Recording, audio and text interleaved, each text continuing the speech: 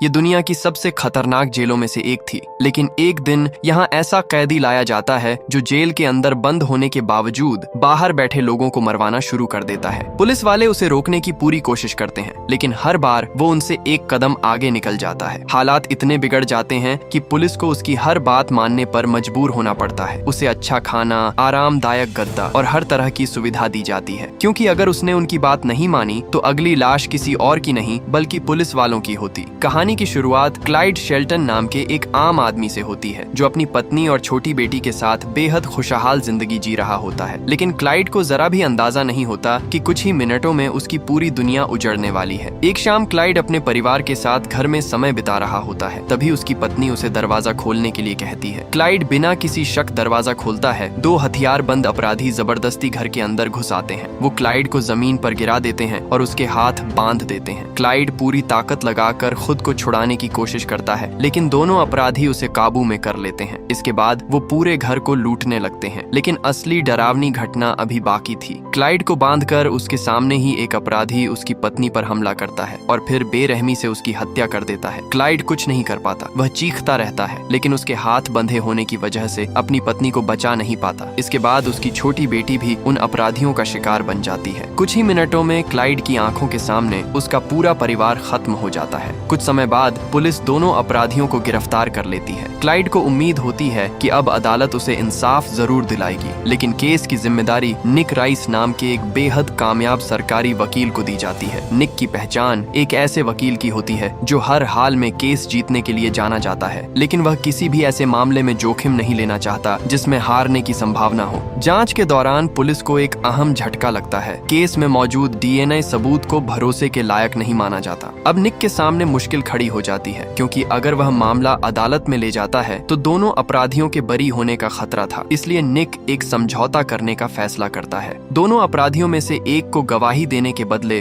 बेहद कम सजा देने का फैसला किया जाता है। बदले में वह अपने साथी के खिलाफ गवाही देने के लिए तैयार हो जाता है। जब क्लाइड को इस फैसले के बारे में पता चलता है तो वह निक से इसे रोकने की गुहार लगाता है। उसके लिए दोनों अपराधी बराबर के दोषी होते हैं और वह चाहता है कि दोनों को उनके किए की सजा मिले। लेकिन निक का मानना होता है कि अदालत में भावनाओं से नहीं बल्कि सबूतों से फैसला होता है। आखिरकार समझौता अदालत में मंजूर हो जाता है। एक अपराधी को मौत की सजा मिलती है, जबकि दूसरा अपराधी, जिसे क्लाइड अपने परिवार का हत्यारा मानता है, सिर्फ कुछ साल की सजा पाकर बाहर निकलने वाला होता है। कोर्ट से बाहर निकलते समय क्लाइड एक ऐसी चीज देखता है जो उसके अंदर कुछ तोड़ देती है। निक उसी अपराधी से हाथ मिलाता है जिसने क्लाइड की पूरी जिंदगी बर्बाद कर दी थी। उस पल क्लाइड समझ जाता है कि कानून ने शायद फैसला तो सुना दिया है, लेकिन उसे इंसाफ नहीं मिला, और यहीं से उसके अंदर बदले की एक ऐसी आग पैदा होती है जो अगले 10 साल तक शांत नहीं होती। 10 साल बाद निक राइस शहर के सबसे सम्मानित सरकारी वकीलों में से एक बन चुका होता है। दूसरी तरफ क्लाइड की जिंदगी बिल्कुल अलग दिशा में जा चुकी होती है। एक दिन निक को उस अपराधी की मौत की सजा पूरी करवाने के लिए जाना पड़ता है जो क्लाइड के परिवार वाले केस में शामिल था। फांसी से ठीक पहले वह अपराधी अचानक दावा करता है कि उसने क्लाइड की पत्नी और बेटी की हत्या नहीं की थी। उसकी बात सुनकर वहां मौजूद लोगों के मन में शक पैदा होता है, लेकिन सजा रोकने के लिए अब बहुत देर हो चुकी होती है। कुछ ही सेकंड बाद जहरीला इंजेक्शन दिया जाता है, लेकिन तभी कुछ ऐसा होता है जिसकी किसी ने कल्पना तक नहीं की थी। वह अपराधी मरने के बजाय भयानक दर्द से तड़पने लगता है। उसका पूरा शरीर बुरी तरह कांपने लगता है और डॉक्टर तथा जेल के कर्मचारी उसे बचाने की कोशिश करने लगते हैं, लेकिन कोई उसे नहीं बचा पाता।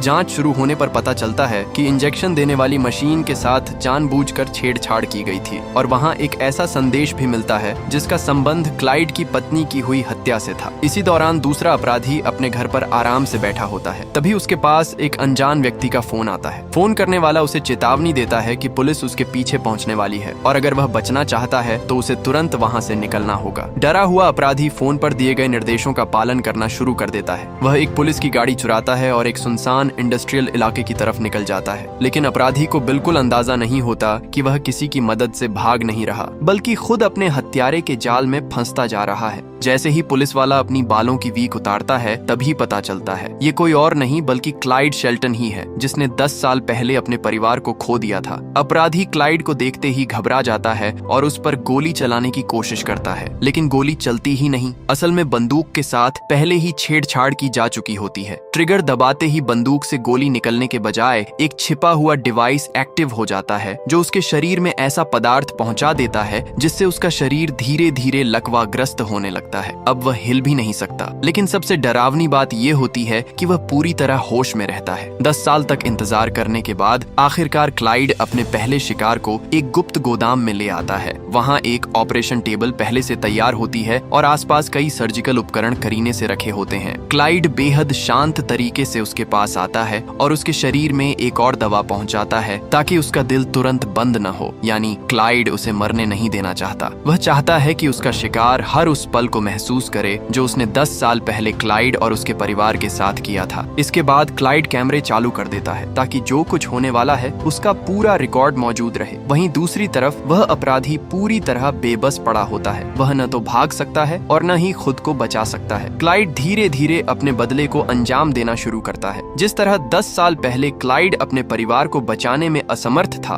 अब वही बेबसी उसका शिकार महसूस कर रहा होता है। इधर निक और सारा उस रहस्यमयी मौत की जांच में जुटे होते हैं। जैसे जैसे वे सबूतों को जोड़ते हैं, उन्हें एहसास होने लगता है कि इसके पीछे कोई बेहद चालाक इंसान है। हर घटना इतनी सोच समझकर की गई होती है कि पुलिस को एक भी ऐसा सुराग नहीं मिल रहा था जिससे वे सीधे हत्यारे तक पहुंच सकें। तभी डिटेक्टिव डनिगन उन्हें एक और डरावनी खबर देता है। दूसरा अपराधी भी मारा जा चुका था, लेकिन इस बार हत्या का तरीका और भी भयानक था। उसकी लाश के दर्जनों टुकड़े करके उन्हें एक सुनसान गोदाम में बेहद तरीके से रखा गया था। सबसे चौंकाने वाली बात यह थी कि वह गोदाम क्लाइड शेल्टन का था। अब पुलिस को यकीन हो जाता है कि क्लाइड ही इस पूरे खेल के पीछे है। पुलिस तुरंत क्लाइड के घर को चारों तरफ से घेर लेती है। सभी को उम्मीद होती है कि क्लाइड भागने या विरोध करने की कोशिश करेगा, लेकिन क्लाइड बिल्कुल शांत होकर तैयार हो रहा होता है, जैसे उसे पहले से पता हो कि पुलिस आने वाली है। वह बिना किसी विरोध के खुद को पुलिस के हवाले कर देता है। अब जांच के दौरान पुलिस को उसके घर से ऐसी चीजें मिलती हैं जो क्लाइड की असली तैयारी को सामने लाने लगती है। उसके पास कानून की ढेरों किताबें, निगरानी से जुड़े उपकरण और न्याय व्यवस्था पर कई सालों की रिसर्च मौजूद होती है। दीवार पर एक पुरानी अखबार की कटिंग भी लगी होती है। उसमें निक राइस उसी अपराधी से हाथ मिलाता दिखाई देता है जिसे 10 साल पहले समझौते के तहत कम सजा मिली थी। अब सब कुछ साफ होने लगता है। क्लाइड ने ये 10 साल बर्बाद नहीं किए थे। उसने पूरे 10 साल कानून को समझने, सिस्टम की कमजोरियां ढूंढने और अपने बदले की हर चाल तैयार करने में लगाए थे। अब पूछताछ वाले कमरे में निक और क्लाइड आमने सामने बैठे होते हैं। निक उम्मीद करता है कि वह क्लाइड से कोई ऐसा बयान निकलवा लेगा जिससे उसके खिलाफ मजबूत सबूत मिल सके,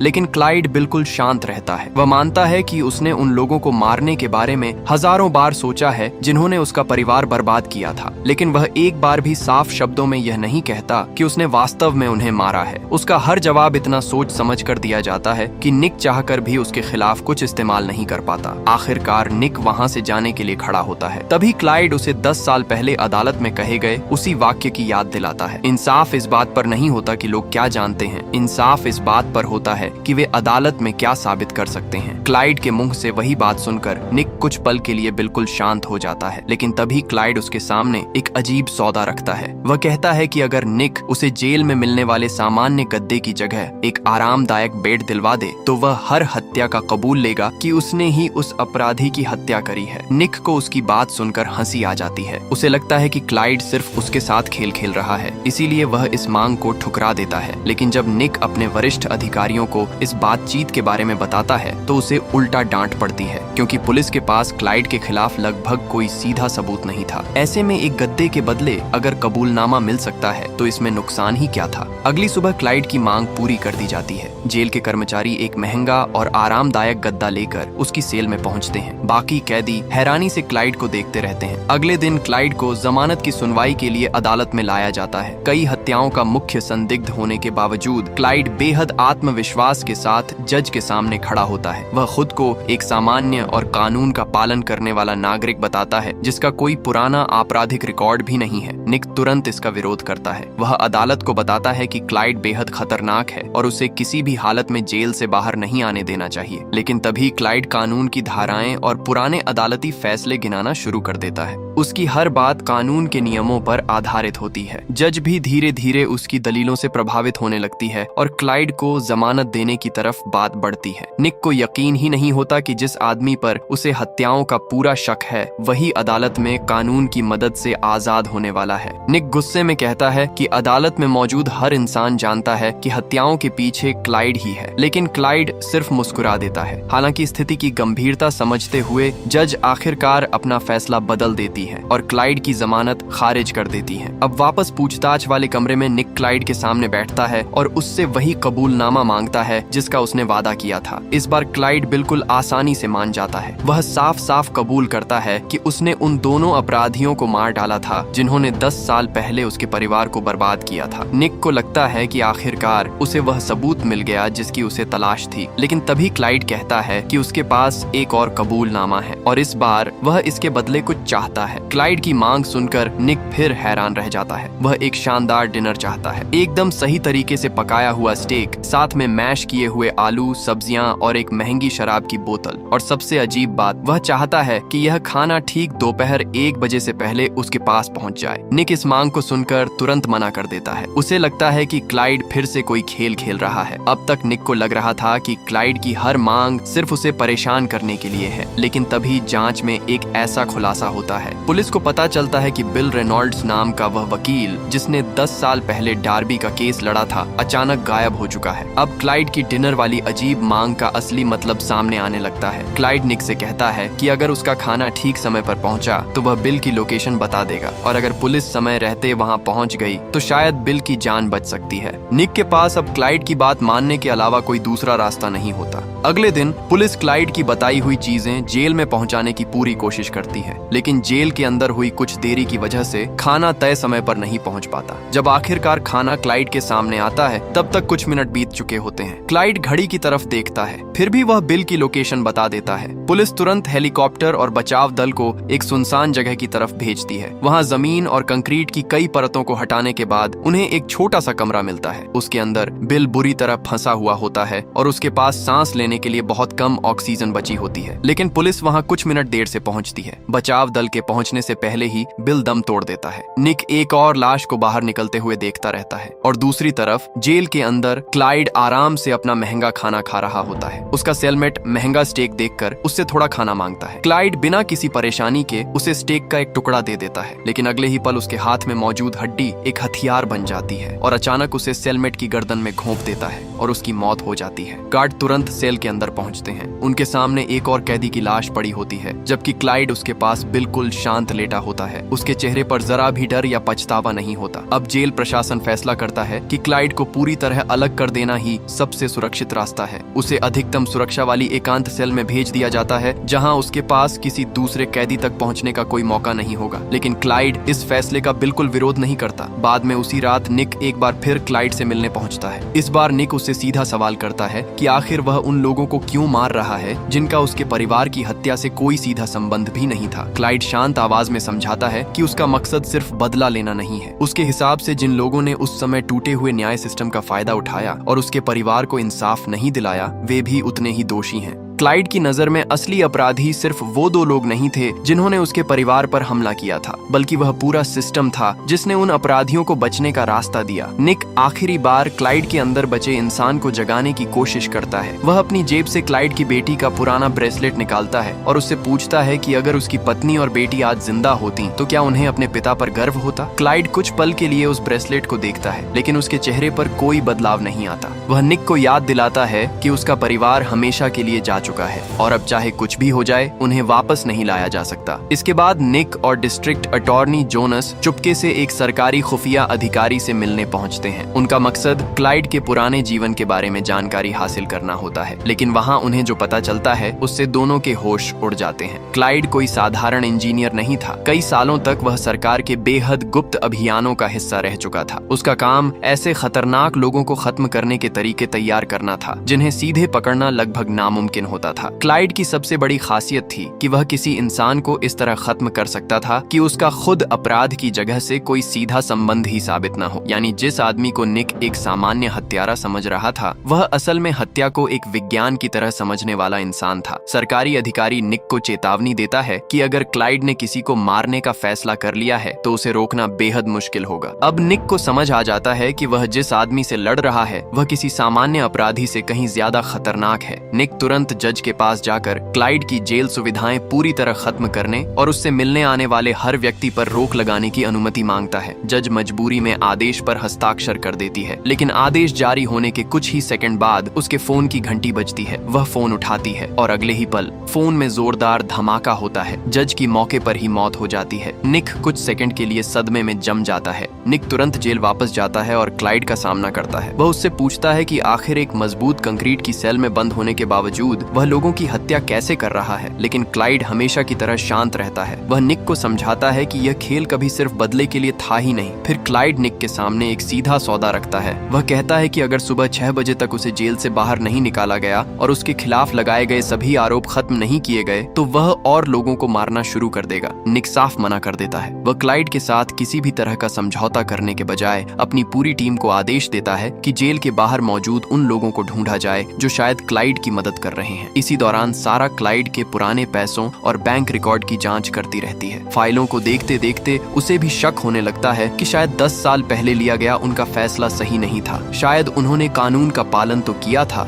लेकिन किसी निर्दोष इंसान को इंसाफ नहीं दिलाया था। निक अब भी अपने फैसले का बचाव करता है। उसके हिसाब से उन्होंने उस समय वही किया था जो उनका काम था। धीरे धीरे रात खत्म होती है, सुबह होने लगती है। निक और उसकी पूरी टीम बेचैनी से घड़ी की तरफ देखते रहते हैं। हर कोई जानता था कि ठीक 6 बजे कुछ होने वाला है। आखिरकार सुबह के 6 बज जाते हैं, लेकिन कुछ नहीं होता। निक और बाकी अधिकारियों को लगता है कि शायद क्लाइड सिर्फ उन्हें डराने की कोशिश कर रहा था। धीरे धीरे सबका ध्यान इस धमकी से हटने लगता है और सारा समेत कई अधिकारी अपने ऑफिस से बाहर निकलकर अपनी गाड़ियों की तरफ जाने लगते हैं। लेकिन जैसे ही वे अपनी गाड़ियों में बैठकर इंजन स्टार्ट करते हैं, अचानक पार्किंग एरिया में एक के बाद एक कई जोरदार धमाके होते हैं। कुछ ही सेकंड में कई गाड़ियां हवा में उछलने लगती हैं और वहां मौजूद वकील इस हमले का शिकार हो जाते हैं। सारा भी इस हमले में मारी जाती है। दूर खड़ा निक इस तबाही को देखता रह जाता है। अब उसे पहली बार पूरी तरह समझ आता है कि क्लाइड सिर्फ जेल के अंदर बैठकर धमकियां नहीं दे रहा था, वह उनसे कई कदम आगे चल रहा था और पूरे शहर में दहशत फैल जाती है। और सारा की मौत निक को अंदर से पूरी तरह तोड़ देती है। मेयर अधिकारियों से जवाब मांगता है, लेकिन किसी के पास कोई जवाब नहीं होता। आखिर एक ऐसा कैदी जो अकेली जेल की काल कोठरी में बंद है, पूरे शहर में लगातार हत्याएं कैसे करवा रहा था। सुरक्षा बढ़ा दी जाती है और शहर के बड़े अधिकारियों को पुलिस सुरक्षा में रखा जाता है। निक को अब डर होता है कि क्लाइड का अगला निशाना उसका अपना परिवार भी हो सकता है। इसीलिए वह अपनी पत्नी और बेटी को चुपचाप शहर से बाहर भेज देता है। लेकिन खुद निक पीछे हटने वाला नहीं था। वह एक बार फिर जेल पहुंचता है और क्लाइड का सामना करता है। इस बार उसका गुस्सा काबू से बाहर हो जाता है और वह क्लाइड के चेहरे पर जोरदार मुक्का मार देता है। लेकिन क्लाइड के चेहरे पर दर्द से ज्यादा मुस्कान होती है। वह निक को समझाता है कि यह सब अभी सिर्फ शुरुआत है। कुछ समय बाद निक सारा के अंतिम संस्कार में डिस्ट्रिक्ट अटॉर्नी जोनस के साथ शामिल होता है। अंतिम संस्कार खत्म होने के बाद दोनों वहां से निकलने लगते हैं, लेकिन तभी उनके काफिले की तरफ एक अजीब सी मशीन बढ़ती हुई दिखाई देती है। पहले तो किसी को समझ नहीं आता कि वह चीज क्या है, लेकिन अगले ही पल वह एक भारी हथियारों से लैस रोबोट में बदल जाती है। वह सुरक्षा गाड़ियों को निष्क्रिय कर देता है और फिर अचानक उन पर गोलियां बरसाना शुरू कर देता है। कुछ ही पलों में पूरा काफिला तबाह हो जाता है। जोन्स की मौके पर ही मौत हो जाती है। निक किसी तरह इस हमले से बच निकलता है। जोन्स की मौत के बाद मेयर मजबूरी में निक को डिस्ट्रिक्ट अटॉर्नी बना देता है और पूरे शहर में लॉकडाउन लगा दिया जाता है। हर तरफ पुलिस तैनात कर दी जाती है। इसी बीच निक क्लाइड के पुराने रिकॉर्ड खंगालना शुरू करता है। सैकड़ों प्रॉपर्टी खरीदने के रिकॉर्ड में से अचानक उसकी नजर एक जगह पर रुक जाती है, एक छोटा सा गोदाम जो जेल के बिल्कुल पास स्थित होता है। निक और डिटेक्टिव डनिगन तुरंत वहां पहुंचते हैं। पहली नजर में गोदाम पूरी तरह खाली और बेकार दिखाई देता है, लेकिन जांच के दौरान उन्हें एक पुराने गैराज का फर्श संदिग्ध लगता है। जब वे फर्श को हटाते हैं तो नीचे एक विशाल सुरंग दिखाई देती है और यह सुरंग सीधे जेल के नीचे तक जाती थी। दोनों अंदर आगे बढ़ते हैं और उन्हें कई छिपे हुए रास्ते मिलते हैं जो जेल की काल कोठरियों तक पहुंचते थे। अब अचानक पिछले कई दिनों की हर घटना का रहस्य सामने आने लगता है। क्लाइड का कोई बाहरी साथी था ही नहीं। वह सालों से जेल के नीचे सुरंग खोद रहा था। इन सुरंगों की मदद से वह अपनी सेल से बाहर निकल सकता था, शहर में जाकर अपनी योजनाओं को अंजाम दे सकता था और फिर बिना किसी को पता चले वापस अपनी सेल में लौट आता था। लेकिन निक को अब भी नहीं पता था कि क्लाइड की आखिरी चाल क्या है। इसी दौरान क्लाइड एक आम सफाई कर्मचारी का भेष बनाकर सिटी हॉल में पहुंच जाता है। वहां मेयर और बाकी बड़े अधिकारी की इमरजेंसी मीटिंग होने वाली होती है। क्लाइड की सफाई वाली गाड़ी के अंदर एक बेहद खतरनाक बम छिपा होता है। निक और डनिगन को जैसे ही पता चलता है कि क्लाइड का अगला निशाना सिटी हॉल है, वे तुरंत वहां पहुंचने के लिए निकल पड़ते हैं। लेकिन जब तक वे वहां पहुंचते हैं, क्लाइड गायब हो चुका होता है। लेकिन निक को वहां एक बॉम्ब लगा हुआ मिलता है। दूसरी तरफ क्लाइड सुरंगों के रास्ते वापस जेल की तरफ लौट चुका होता है। लेकिन जैसे ही क्लाइड अपनी एकांत सेल में वापस पहुंचता है, उसकी सेल के अंदर निक उसका पहले से ही इंतजार कर रहा होता है। उसके हाथ में बंदूक होती है, लेकिन इस बार निक उसे धमकाने के लिए नहीं आया था। वह बेहद शांत होकर क्लाइड से कहता है कि अब उसे सब कुछ समझ आ चुका है कि 10 साल पहले कानून की गलतियों ने क्लाइड की जिंदगी कैसे बर्बाद की। उसे समझ आ गया है कि अपराधियों के साथ किए गए समझौतों ने कैसे एक निर्दोष परिवार की जिंदगी छीन ली। लेकिन क्लाइड मुस्कुराता है और फिर वह उस नंबर को दबा देता है जिससे सिटी हॉल में लगाए गए बम के फटने की उम्मीद होती है। लेकिन कुछ नहीं होता। क्लाइड कुछ पल के लिए हैरान रह जाता है। उसे समझ नहीं आता कि आखिर बम क्यों नहीं फटा। तभी उसकी नजर अपनी ही सेल में रखे बेड के नीचे जाती है। वहाँ एक सूटकेस रखा होता है और उसी में बम मौजूद होता है। निक पहले ही उस बम को वहाँ से निकालकर क्लाइड की सेल में पहुँचा चुका था। इसके अलावा उसने जेल के नीचे जाने वाली सुरंग का रास्ता भी बंद कर दिया था। अब क्लाइड के पास भागने का कोई रास्ता नहीं था। वह धीरे से अपने बेड पर बैठ जाता है। फिर वह अपनी जेब से एक छोटा सा ब्रेसलेट निकालता है। यह वही ब्रेसलेट था जिसे उसकी बेटी ने उसके लिए बनाया था। और फिर